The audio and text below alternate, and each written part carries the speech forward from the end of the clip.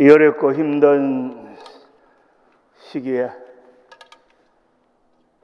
이렇게 주일 아침에 하나님 앞에 나와 예배드릴 수 있게 된 우리의 환경이나마 감사드립니다. 우리가 요즘 한국 소식을 들으면 한국에 무슨 사건이 일어날 때마다 사람들이 그거 참 그 신의 한 수다, 그 사람 신의 한 수를 뒀다, 이런 말을 하는 것을 가끔 듣습니다. 어떤 위기나 혼란에 막다른 골목에서 아무도 상상치 못했던 뜻밖의 해답을 내놓았을 때 그런 평가들을 하는 것 같죠. 그런데 환경이 바뀌고 상황이 변하고 때로는 역사가 흐르면서 그런 평가가 완전히 180도로 뒤집혀지는 것도 있습니다. 그래서 그 결정은 너무 어리석은 결정이었다, 이렇게 평가될 때도 있죠. 인생이라는 것은 어떤 실수도 때로는 전화위복이 되어서 대박이 되는 경우도 있고, 신의 한 수 같던 절묘한 처세와 결정도 전혀 뜻밖의 당황스러운 결과가 될 때도 있습니다. 실패 같은 성공도 있고 성공 같은 실패도 있죠. 시편 기자가 일찍이 시편 126편에서 말씀한 겁니다. 울며 씨를 뿌리는 자는 기쁨으로 그 단을 거두리로다.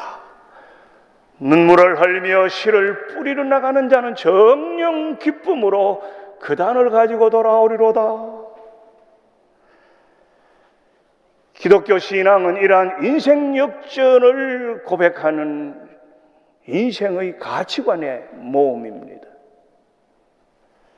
성경은 믿음의 원칙을 지킴으로써 이러한 인생을 살아온 사람들의 스토리를 묶어 있는 하나님과 우리와의 관계의 이야기책입니다. 오랜 세월 나그네 같은 생활이 계속된 이스라엘 민족에게 그들의 조상 요셉의 역사적 공로를 잊어버린 애굽 왕조가 나타났지요. 이스라엘의 민족의 숫자가 크게 불어나서 골칫거리가 되었습니다. 나라에 우환이 생기고 전쟁이 일어나면 과연 히브리 민족들이 우리와 함께 하겠느냐, 오히려 변방에서 우리를 향하여 창과 칼을 들지 않겠느냐 하는 그런 매우 정치적인 현실적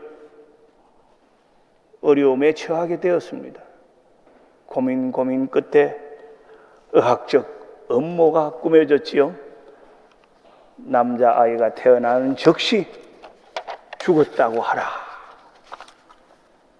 출산할 때 이미 사망했다고 해라. 애굽 임금이 정치적으로 내린 결단입니다. 히브리 산파들을 불렀습니다. 시브라와 부하를 불러서 너희들은 지금부터 히브리 민족의 남자 아이가 태어나는 즉시 조산해서 죽었다고 해라. 그러면 너희들에겐 책임이 없을 것이다. 임금의 추상 같은 정치적인 명령 속에서도 히브리 산파들은 남자 아이들조차 살려냅니다. 왜 그랬을까요? 그러나 산파들이 하나님을 두려워하여 애굽 왕의 명령을 어기고 남자 아기들을 살린지라 하나님을 두려워하여 fear God. 성경은 그렇게 명확하게 해석을 해줍니다. 복잡하지도 않습니다. 복잡한 정치적 배경이나 인간관계나 사회의 공학적인 의도를 설명하지 않습니다. 단칼에 설명합니다. 하나님을 두려워하여 fear God. 그렇게 한 행동의 결과 때문에 히브리 민족의 숫자는, 전쟁의 숫자인 남자는 줄어들지 않습니다. 그래서 임금이 정치적 의도를 취소할 수 없으니까 불러서 타협안을 내어놓습니다. 이제는 공개적이죠. 그러므로 바로가 그의 모든 백성에게 이야기하여 이르되 아들이 태어나거든 너희는 그를 나일 강가에 던지고 딸이들은 살려두라. 애굽의 젖줄 나일의 신에게 선택을 맡겨두자. 그렇게 하면서 유아 살인의 책임을 회피합니다. 산부인과 의사는 생명을 살리는 사람이지 생명을 던져주고 죽게 할 수는 없는 사람입니다. 왜 그럴까요? 생명의 주인은 하나님이시기 때문이죠. 그의 모성애와 그의 민족애 때문이라고 성경이 말하지 않았습니다. 누구나 사람은 민족애를 가질 시대적인 상황이었습니다. 히브리 민족은 누구나 어머니는 다 모성애를 가지고 있습니다. 그래서 동족의 뜨거운 피 그리고 생명을 향하는 따뜻한 어머니의 마음으로 남자아이를 살릴 수 있었다고 설명할 수도 있고 그것이 또한 요인이 된 점도 있지요만은 성경은 분명하게 명확하게 답을 했습니다. 하나님을 두려워했다. 하나님만의 고유한 주권을 사람이 침범할 수 없다. 그렇게 결과적으로 한 행동이 하나님께서 여호와를 경외하는 그들의 가정도 번성케 하시고 이스라엘 백성을 흥왕케 하셨다고 했습니다. 그것에서 끝나지 않습니다. 우리가 아는 대로 계속해서 출애굽기 2장이 시작이 됩니다. 누구의 얘기? 모세의 얘기가 시작이 됩니다. 이름 없는 무명의 이 여인들이 하나님의 인류 구원의 역사, 이스라엘의 민족의 구원 역사의 손길로 사용받은 모세를 나일강의 젖줄에서 건져 올릴 수 있도록 했습니다. 그 역사적 배경에는 이러한 숨은 사람들의 공로가 있었습니다. 믿음을 가진 사람, 신앙의 원칙을 지킨 사람, 생명을 걸고 지조를 하나님 앞에 지킨 사람이 있었습니다. 그렇게 해서 모세는 물에서 건짐을 받아 애굽의 왕실의 공주의 양아들로 어머니의 젖을 먹으면서 히브리의 영혼을 품고 자랄 수 있게 되었습니다. 뿐만 아니라 성인이 되어서는 당대 최고의 학문적 배경을 가진 애굽 왕조 밑에서 교육을 받았습니다. 우리는 지팡이를 짚고 Let my people go 하는 그런 찰턴 헤스턴의 네이티브한 모습을 볼만 얼마나 그가 투박한가 한 것을 볼 수 있지만 또 다른 측면의 모세의 삶을 보면 그가 얼마나 훌륭한 학문적 트레이닝을 지도자적인 자양을 공급받을 수 있었던가 하는 것을 알고 있습니다. 이러한 모세의 출생 당시의 사회 정치 역사의 배경은 예수님 출생 당시의 모습과 매우 유사합니다. 로마의 압제 속에서 민중을 수탈하는 그들의 정치, 경제, 특히 과세의 압제 속에서 나사렛이라는 서민 중의 서민의 동네에서 한 평범한 가문의 후손으로 예수님이 태어났습니다. 그러나 이것은 이미 600년, 500년 전에 예언자가 구체적으로 베들레헴 에브라다야 예언해 둔 것입니다. 그런 예수님이 이 땅에 오셔서 공생에 하신 말씀 중에 가장 결정적인 말씀입니다. 너희는 먼저 그의 나라와 그의 의를 구하라. 그리하면 이 모든 것을 너희에게 더하시리라. But seek the first his kingdom and his righteousness, and all these things will be given to you as well. 예수님께서 이 말씀을 하시면서 그냥 하지 않습니다. 우리 눈에 보이지 않지만은 하나님은 이미 우리의 삶의 주도권을 계획하시고 섭리하시면서 다 예비해 놓은 여호와 이레가 있다는 것이지요. 그렇지만은 믿음이 작은 우리들은 당장에 눈에 보이는 것에 의식주에 우리가 얽매여 살 수밖에 없기 때문에 너희는 먼저 그의 나라와 그의 의를 구하라는 주님의 말씀보다는 먹고 마시는 일에 염려하면서 무거운 짐을 지고 허덕일 때가 많습니다. 그런데 주님이 이 마태복음 6장 33절 본문 이전에 30절부터 이런 말씀을 해오시다가 이런 말씀을 하시지 않았습니까? 오늘 있다가 내일 아궁이에 던져지는 덜풀도 하나님이 이렇게 입히시거든 하물며 너희일까 보냐. 하물며 믿음이 작은 자들아, 그러므로 therefore 염려하여 이러기를 무엇을 먹을까 무엇을 마실까 무엇을 입을까 하지 마라.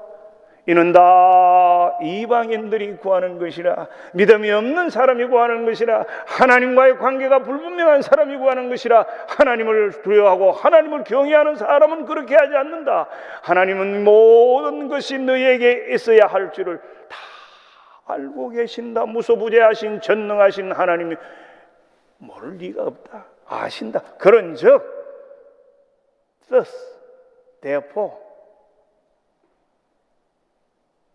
이 말 뜻에서는 from now on 지금부터는 너희는 먼저 그의 나라와 그의 의를 구하라. 그리하면 이 모든 것을 너희에게 더하시리라. 먼저 로마의 압자에 시달리면서 고생하는 이스라엘의 민중의 삶에서 볼 때는 좀 동떨어진 말씀이고, 민중들의 그 삶의 척박한 환경에서 볼 때는 너무 이념적이고 높은 차원의 실제와 닿지 않는 꿈 같은 얘기 같지 않습니까? 그러면 믿음이 크면 마시고 먹고 입는 것은 아무 걱정이 없다는 말입니까?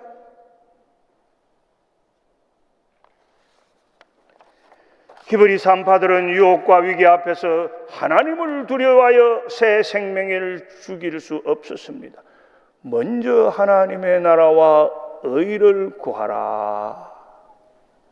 이 말씀은 이미 주님 이 땅에 오시기 전에 구원의 역사를 이루실 때 하나님께서 이러한 여인들을 통해서 실정해 보이셨습니다. 여러분, 재판에서 제일 중요한 사람이 누구십니까? 판사도 아니고 변호사도 아닙니다. 재판을 들여다보면, 특히 미국의 이 배심 재판을 들여다보면 결정적인 사람은 정인입니다. Witness. Witness. 내 삶이 정인이고, 우리 믿는 자들이 정인이고, 우리 그리스도인들이 정인이고, 그리스도의 나라를 이루는 교회가 정인이고, 그리스도의 구원 역사의 선교가 정인입니다. 히브리 여인 시브라와 부인은 이미 그런 정인으로서의 삶을 보여주었습니다.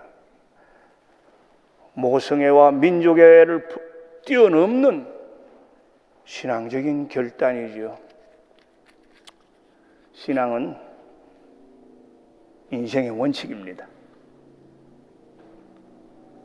믿음은 우리의 삶을 끌어주는 힘의 원천이지요. 성경은 이러한 우리의 인생의 가치관을 바로 인도해 줍니다. 하늘을 우러러 위기 앞에서 부끄러움이 없이 행동하도록 용기를 북두어 두는 보정서 정인들의 고백이지요. 그런데 우리가 실상은 살아가다가 보면 그렇지 못할 때가 많습니다. 저나 여러분이나 대체로 그런 위기 순간에는 적당히 우회해서 못 본 척하거나, 아니면은 마음은 원이로되 육신이 약하도다 머리 숙여 포기할 때도 있고, 때때로 당할 불이익이나 오해를 극복하지 못해서 뒤로 물러서기도 합니다.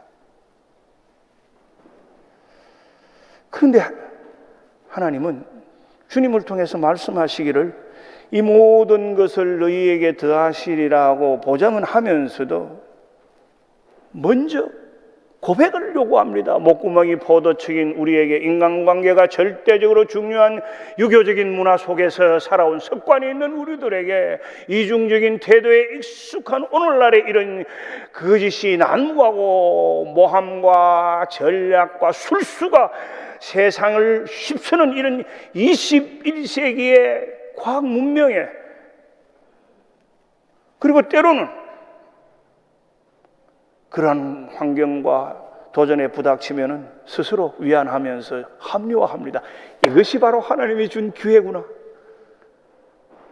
이것이 바로 하나님의 기도의 응답이구나. 이렇게 오히려 적반하장으로 내가 하는 해석에 따라서 적당히 타협할 기회가 왔다고 생각하기도 하죠. 요셉의 경우를 한번 보십시다. 우리는 이스라엘 민족의 조상 70인을 가족 초청한 요셉의 가정사를 알고 요셉의 개인사를 압니다. 요셉의 삶은 어쩌면 우리와 같은 이민자의 삶을 살면서 이민 1세의 삶으로 그가 한 사명의 삶이었다는 것을 보여줍니다. 이 요셉이 노예로 팔려가서 보디발의 집에서 유혹을 당하지 않았습니까? 매우 지혜롭게 그 유혹에서 벗어나려고 노력을 하다가 어느 날 막다른 골목에 딱 붙잡혔습니다. 아무도 없는데 그 여인의 정욕의 배에 노예가 될 수밖에 없도록 딱 붙잡았습니다. 둘러봐도 사람이었고 자신도 젊습니다. 어쩌면은 철호의 찬스요 기회일지 모릅니다. 억울한 노예 생활에서 벗어날 수 있는 해결책이 될 수 있을지도 모를 것 같습니다. 그런데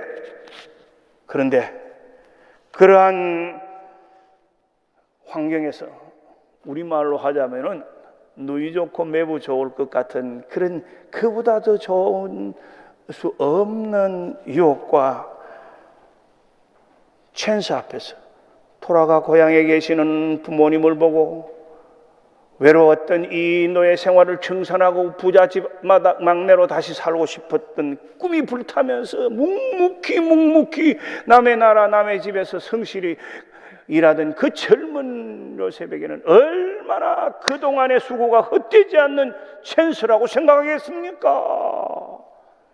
그랬는데 요셉이 뭐라 그랬습니까? 내가 어찌 이 큰 악을 행하여 하나님께 죄를 지으리까? 주인을 배반한 불신임 받을 수밖에 없는 배반자의 행동이나 도덕적 폐륜아의 행동이라기보다는 한마디로 창세기는 설명합니다. 답을 답니다. 십브라와 무아와 똑같은 사건입니다. 하나님께 죄를 지을 수 없다.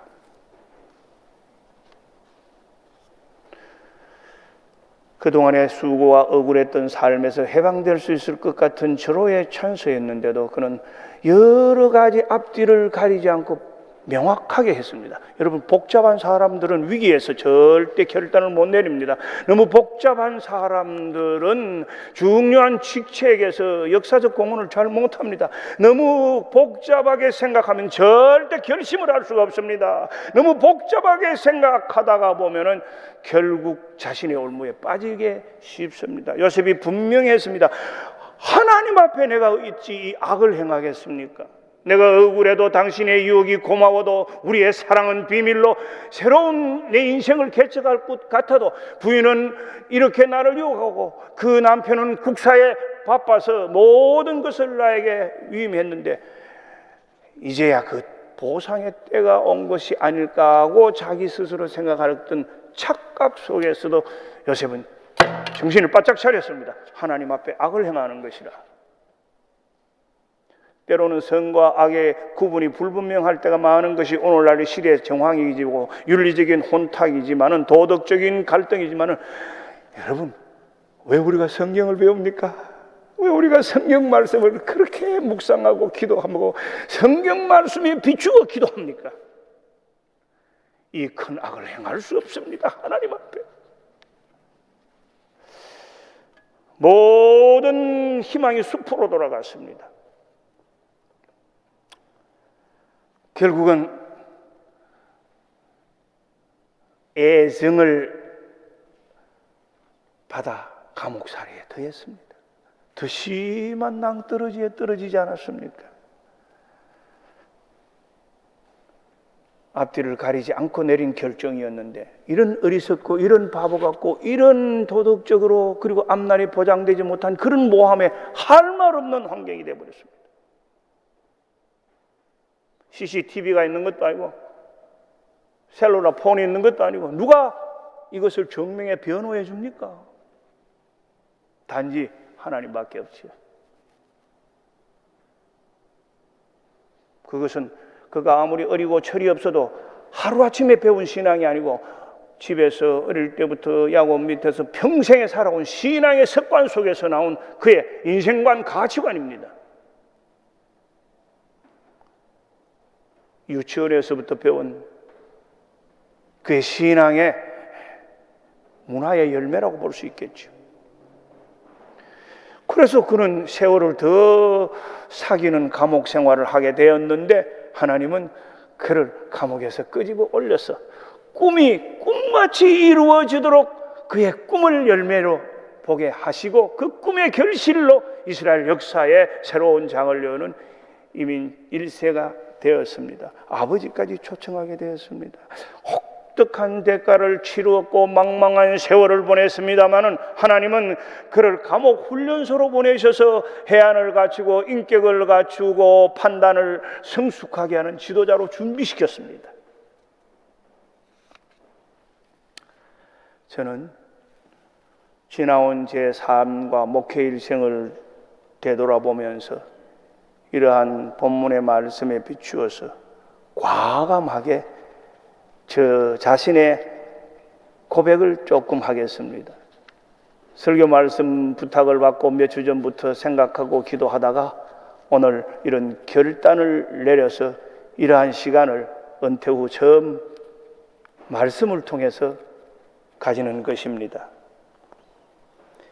지난 21년간의 설립 목사로서의 사역을 잘 마치고 은혜롭게 명예 은퇴함으로써 저는 39년의 이민 목회를 마무리하게 되었습니다. 돌이켜보면은 모든 것이 합력하여 선을 이루느니라는 사도 바울의 로마서 말씀과 같은 고백이라고 볼 수 있습니다. 그런데 모든 것이 합력하여 선을 이루느니라 우리가 좋아하는 말씀, 저와 여러분 모두가 위로받는 말씀인데 이 말씀은 그 말씀은 로마서 8장 28절의 한 후반부입니다. 그 앞부분이 중요합니다. 하나님을 사랑하는 자, 곧 그 뜻대로 부르심을 입은 자들에게는 모든 것이 합력하여 선을 이루느니라. 합력하여 선을 이루는 것은 내가 하는 게 아니고 하나님이 만드십니다. 내가 할 거는 뭡니까? 파트너로서 하나님을 사랑하는 것입니다. 그리고 하나님의 그 부르심의 끝까지 부르심대로 응답하는 것입니다. 모든 것이 합력하여 선을 이룬다는 것은 하나님이 하실 것이니까 염려할 필요가 없습니다. 하나님이 계획과 뜻이 있겠죠. 어떻게 하든지. 이것이 인생을 창조하시고 자신의 형상대로 만드시고 우리와 함께 하신 하나님의 섭리입니다. 하물며 하나님께서 우리 설 것, 마실 것, 입을 것을 준비하지 않으시겠느냐? 하나님을 사랑한다는 것입니다. 여러분, 사랑이라는 게 쉽습니까? 사랑만큼 좋은 거 없지요? 사랑 없는 관계 인생 안고 없는 찐빵이지요? 요새는 안고 없는 술빵도 맛있더만요. 사랑이란 것은 서로 상대가 주고받는 단계에 왔을 때 그 사랑이 뜨겁고, 그리고 상대와 함께 마음과 몸과 모든 인격과 삶을 나누는 사랑의 열매를 맛보면서 서로 사랑할 때 사랑의 희열이 넘쳐서 더 사랑이 성숙해지고, 더 사랑이 위대해지고, 더 사랑의 힘이 있어지죠. 그러니까 하나님과 나와도 그런 인격적 관계 아닙니까? 그러려면 하나님이 나를 사랑하는 것, 나도 하나님을 사랑하는 것, 이 사랑 사이에서 릴레이션십이, 익스체인지가, 코릴레이션이 왔다 갔다 해야 되지 않습니까? 그렇게 하는 게 사랑입니다. 은혜이라고 하고 감동이라고 하고 기쁨이라고 할 수 있겠죠. 그런데 저는 사랑을 그렇게 부드럽고 아름답고 따뜻한 것으로만 보지 않습니다. 제가 말하는 것만 아니라 로마서에서 글을 말을 한 사도 바울의 사랑에 대한 가장 성서적인, 그리고 가장 인간을 꿰뚫어 본 고백적인 사랑에 대한 해석입니다. 고린도전서 13장, 특히 4절에서 7절 사이에 바울이 정확하게 사랑이 무엇인지 설명했습니다. 눈물의 씨앗이 또 아니고, 사랑은 오래 참고로부터 시작했습니다. Love is patient. 그리고 여러 요소이 들어갑니다. 그러다가 마지막 13장 7절에서 뭐라 그럽니까? 사랑은 모든 것을 견디느니라 해서 끝을 맺습니다. 오래 참고에서 시작해서 견디느니라 해서 마침표를 찍습니다. 마지막 절은 특히 그렇습니다. 사랑은 모든 것을 참으며 모든 것을 믿으며 모든 것을 받으며 모든 것을 견디느니라. 세상에 누가 이렇게 할 수 있습니까? 완성하는 예수님 십자가 외에는 아무도 이렇게 할 수 없습니다. 그래서 저는 이 사랑의 모습이 이 조직적이고 범죄화된 시스템의 체제 속에서 정의라고 하는 근사치적인 방법으로서 실천된다고 하기 때문에 자유와 평등과 질서를 포함하는 justice가 사랑의 근사치적인 approximate라고 생각하기 때문에 love and justice를 평생의 목회의 사명과 선교적 교회의 모토로 삼고 달려온 것입니다. 사랑은 감정이 아니지요. 의지입니다. 사랑은 본능적인 것이 아니고 훈련입니다. 사랑은 그냥 자연스럽게 나오는 것만이 아닙니다. 끊임없는 투쟁을 통해서 반복해서 연습해서 나오는 것입니다. 바울이 사랑을 그렇게 표현했지 않습니까? 하나님을 사랑한다는 것은 사도 바울이 이미 우리에게 그렇게 고백적으로 설명했습니다.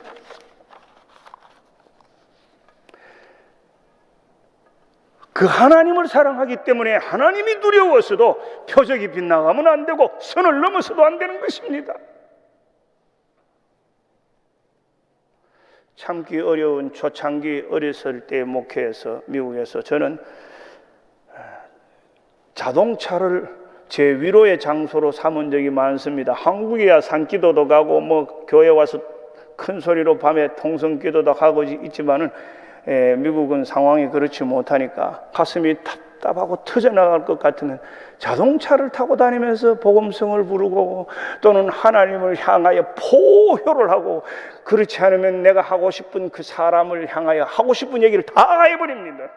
자동차 안이 내 위로의 공간이고 안식의 공간이고 하나님과 함께하는 대화의 공간이었습니다. 그렇게 오랜 세월을 먼저 보내면서 공부하고 목회하다 보니까 나도 모르게 별명을 얻었습니다. 어떤 별명?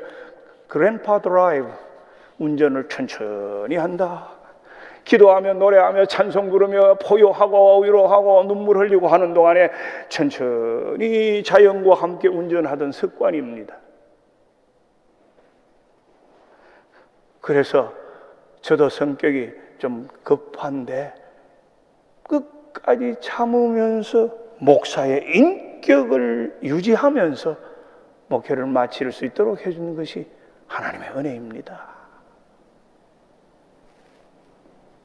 저는 1981년 1월 그 당시까지는 있었던 문교부 유학생으로 미국 장로교 신학교로 도미해 왔습니다.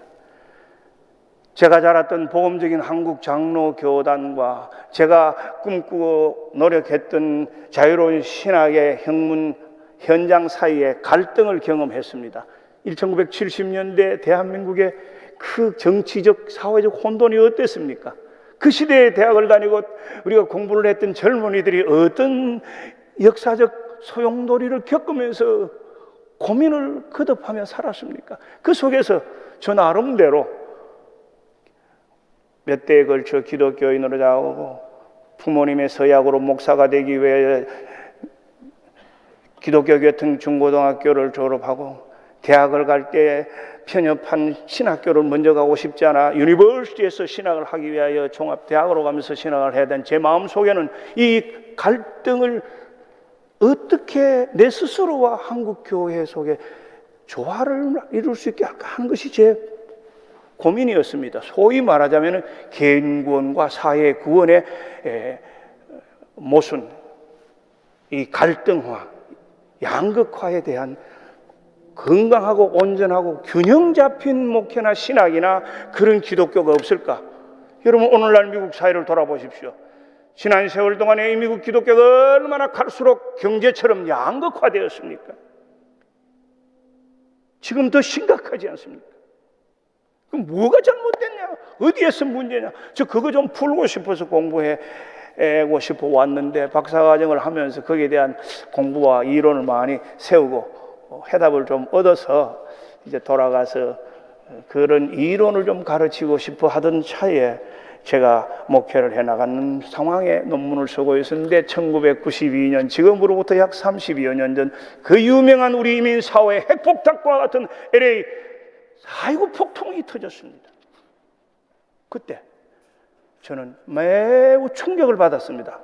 이민 목사로서 충격을 받고 양심의 가책을 느꼈습니다. 이민자의 삶이 이처럼 비참하고 우리들의 삶의 현존이 이렇게 심각한데 이민 목회를 하는 목사로서의 그 자신의 무책임성과 자기만을 생각하는 그 미래의 꿈과 그것을 이론적으로만 디벨롭 해온 자신의 그 양면을 보면서 회개를 많이 했고 충격을 받았습니다. 아마 그래서 이민 2세들이 오늘날 이 미국 사회, 정치 사회적으로 굉장한 그런 뿌리를 내려가고 지도력을 형성해가는 것이 결정적인 그 사건입니다. 그래서 그때부터 저는 흑인교회를 찾아갔습니다. 한국 분들이 많이 가게를 하는 마음앤파버라는 흑인 빈민 아파트촌을 찾아가서 흑인 목사와 교제를 했습니다. 처음에는 외면당했습니다. 몇 번 가도 무시당했습니다. 다 아는 상황이니까 너희들이 와서 뭘 하겠다는 거냐? 좋은 차 타다 오고 왔다 갔다 하고 이곳에 와서 장사하고 떠나는 사람들이 우정을 쌓고 정을 쌓고 함께 예배를 서로 나누어 드리고 교제를 하면서 교인들과 가까워지게 되었습니다.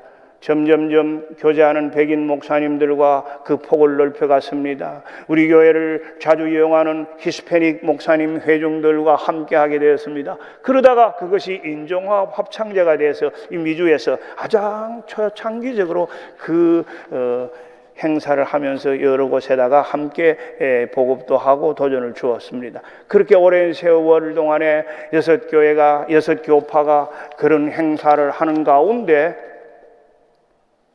제가 1999년 하나님의 신명막측한 뜻밖의 계획하지 않던 상고의 고통을 깊이 겪는 피와 같은 눈물을 흘리면서 모든 합법적인 교단의 배려와 허락 속에서 개척했던 주예수 교회에서 그러한 내 고민들을 점점 풀어갈 수밖에 없는 그런 아픔의 문제가 집중할 수 있도록 환경을 주셨습니다. 그러다가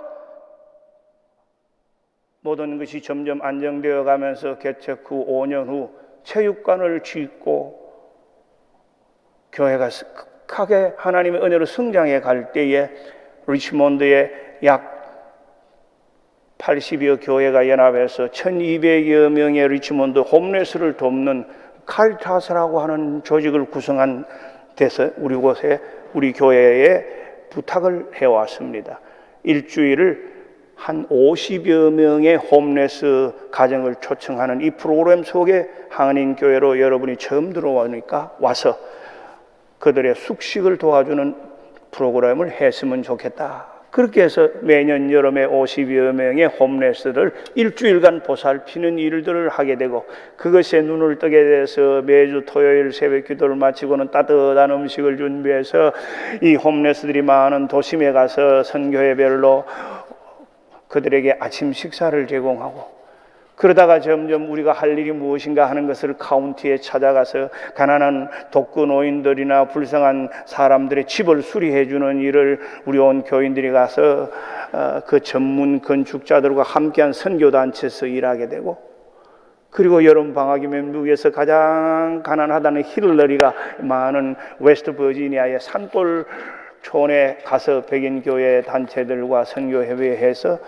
매년 단기 선교를 젊은이들과 청소년들이 그리고 성인 기술자들이 가게 되면서 이 사역이 점점 확장하게 되었습니다. 그리고 우리 체육관에는 동네 백인 아주머니들이 10여 년 이상 매주 일주일에 3일씩 와서 재즈 사이즈를 하는 그런 교회가 되어가면서 Social Mission for Love and Justice, 사랑과 정의를 위한 사회 선교라고 하는 이런 모토를 하나님이 주셔서 세대를 통합해서 선교회를 통합해서 온 교회 공동체적으로 그 일을 매진해 갈 수 있었습니다. 때로는 유혹이 있고 도전이 있습니다. 어떤 유혹과 도전에도 숫자의 유혹 앞에서도, 때로는 새로운 사람들의 새로운 도전 앞에서도 이 가치관을 잃지 않으려고 사사가면서 계속해 오는 가운데 우리 미국 장로교단에서 한인교회 최초로 사회 선교를 잘하는 교회에게 주는 신학교의 상을 받게 되어서 더 발전시키려고 하는 도전으로 알고 선교적 교회 세미나도 하면서 외부의 한국과 미국의 학자들도 모시고 또 저희 교인들도 참가하고 선교사님과 목사님들을 모시면서 점점 그 일을 깊게 해 가는 가운데, 제가 4년 전에 여기 목사님 김 목사님 초청으로 2016년 선교대회 주제 강의한 그 강의를 보신 목사님께서 부탁하셔서 여러분하고 함께 와서 선교적 교회 사명에 대해서 시간을 같이 한 기억이 새롭습니다. 그렇게 하면서 우리 이민사회, 이민교회, 그리고 한국사회, 한국교회에 대한 선교적 사역을 계속해 나갈 수 있었습니다. 뜻밖의 이민교회 후반부에 와서 새로운 교회를 시작하면서 하나님께서 제가 평생 꿈었던 그 고민과 그 이론을 현장에 실제화할 수 있도록 길을 여시고 그 길을 엮어가게 하는 집중적인 그런 환경을 만들어 가셨고 도우셨습니다. 성령이 인도하셨습니다. 성령이 인도한 대로만 가려고 해 몸부림쳤습니다. 감사하게 지난 40여 년 첫 이민 목회를 시작할 때 저와 저희 집 사람이 약속한 그 원칙 둘을 지킬 수 있도록 하나님 도와주셨습니다. 첫째는 뭐냐? 어떠한 혼란이나 어떤 도전이 있더라도 중요한 결정을 내릴 때는 교회를 먼저 생각하고 결정한다. 어떤 누구도 교회보다 먼저 이룰 수 없다. 두 번째 원칙입니다. 이민 목회자의 삶, 유학생의 삶, 이민 목회자의 그 초창기에 40여 년, 30여 년 전의 과정, 여정을 거치면서 지켜오도록 하나님이 도와주셨습니다. 두 번째가 무엇인가? 어떤 유혹이나 어떤 달콤한 조건이 있더라도 교회에서 주는 생활비에는 먹지 말자. 어떤 일이 있어도 배가 고파도 교육이 힘들고 자녀에게 어려워도 교회에서 주는 생활비만으로 살아가자. 40년 성령께서 그 일을 지키고 있도록 도와주셨습니다. 그래서 성령의 은혜 가운데서 마무리하게 된 것이 얼마나 감사한지 모릅니다. 그래서 그냥 선교적 교회를 했다는 것을 자랑스럽게 얘기하고 겉만 보고 업적만 보고 나타난 결과만 보고 오판하지 않도록 저는 우리 동료들과 후학들에게, 우리 목회자들에게 간절하게 얘기합니다. 뿌리를 보지 않고 열매만 가지고 냄새를 맡지 마라. 우리 하나님은 성실하신 하나님이시고 정직하신 하나님이시고 진실하신 하나님이시고 모든 것을 아시고 준비해 놓으신 하나님이시다. 요즘 제가 늘 자경할 때마다 외우는 성경 구절 가운데 시편 92편 말씀 이게 있습니다. 여호와는 정직하시며 나의 바위 되시니 그의 불의하심이 없음이 선포되리로다. 여호와는 정직하시며 upright, consistent, 나의 바위 되심이 내가 하나님 앞에 바로 살려고 할 때만 나를 보호하시니 그에게는 불의가 없음이 선포되리로다. The righteousness of God, the kingdom of God will be proclaimed. 선포되리로다. 무엇을 통해서? 나의 삶을 통해서, 사역을 통해서, 우리의 삶을 통해서, 우리 이민자들의 교회 힘들고 어려운 상황에서도 그렇게 몸부림치며 신앙생활하고 그렇게 귀하게 교회를 위하여 주의 일을 위하여 헌신 충성하는 우리 코리안 아메리칸 처치 1세, 2세, 3세 이민자들의 공동체, 신앙 공동체 조금이나마 나눔의 덕이 되고 하나님이 원하시는 것이라면 그런 생각을 하면서 저는 은퇴 후의 삶을 기도하고 생각하고 그때 부름에 응하는 것입니다. 여러분, 원칙을 지킨다는 것은 prioritizing, 우선순위를 먼저 정하는 것입니다. 주님이 먼저라고 말씀하셨습니다. 성공하는 사람들의 7가지 습관이라는 책을 쓴 The Seven Habits of Highly Effective People이라고 뉴욕 타임즈의 179주 동안 베스트셀러가 되었던 스테븐 코비 연구소에 그는 말하기를 원칙을 지킨 사람은 결국 성공한다. 그리고 그 책 이후에 그는 Principle Centered Leadership, 원칙 중심의 리더십이야말로 오늘날 이 시대의 역사의 귀한 리더십이다. 그렇게 말하고 있습니다. 세상에 원칙 안 지고 싶은 사람 누가 있습니까? 근데 그 원칙이 어떤 원칙입니까? 그 원칙대로 살려고 우리가 얼마나 애씁니까? 하나님을 사랑하는 자로서의 원칙, 하나님의 나라와 의를 먼저 구하려고 하는 부름받은 자로서의 원칙.